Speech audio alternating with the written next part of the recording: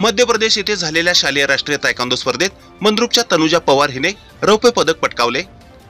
मध्य प्रदेश राज्यातील बैतूल येथे झालेल्या 67व्या राष्ट्रीय शालेय तायकांदो स्पर्धेत मंद्रुप येथील दक्षिण सोलापूर तायकांदो अकॅडमीची खेळाडू तनुजा नंदकुमार पवार हिने 55 किलो खालील वजनी गटात रौप्य पदक पटकावले आहे।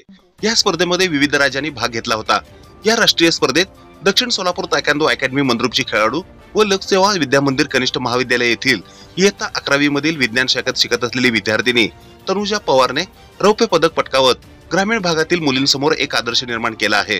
या यशामुळे तिचे सर्वत्र अभिनंदन होत आहे। यशस्वी खेळाडूंना दक्षिण सोलापूर तायकांदो अकॅडमीचे मुख्य प्रशिक्षक शिवराज मुगळे यांचे मार्गदर्शन लाभले। तायकांदो असोसिएशन सोलापूरचे अध्यक्ष आमदार शहाजी बापू पाटील, तायकांदो महाराष्ट्राचे सचिव संदीप ओंबासे, गफार फटान, मंद्रुप पोलीस ठाण्याचे सहाय्यक पोलीस निरीक्षक प्रशांत हुले, लोकसेवा विद्यामंदिर व कनिष्ठ महाविद्यालयाचे मुख्याध्यापक बसवराज कुमटेकर, क्रीडा शिक्षक श्रीधर टेळे, शिवपुत्र मेथरे, प्रमोद दौंडे, नेताजी पवार, प्रवीण जोडमोटे, महिला प्रशिक्षिका रेश्मा राठोड यांनी अभिनंदन केले आहे। ही बातमी संकलित केली आहे संपादक गुरु गायकवाड यांनी। ताज्या घडामोडी पाहण्यासाठी आजच महाराष्ट्र सुखदेव न्यूज या YouTube चॅनलला लाईक आणि सबस्क्राइब करा। ताज्या घडामोडी पाहण्यासाठी आजच महाराष्ट्र सुखदेव न्यूज या YouTube चॅनलला लाईक आणि सबस्क्राइब करा।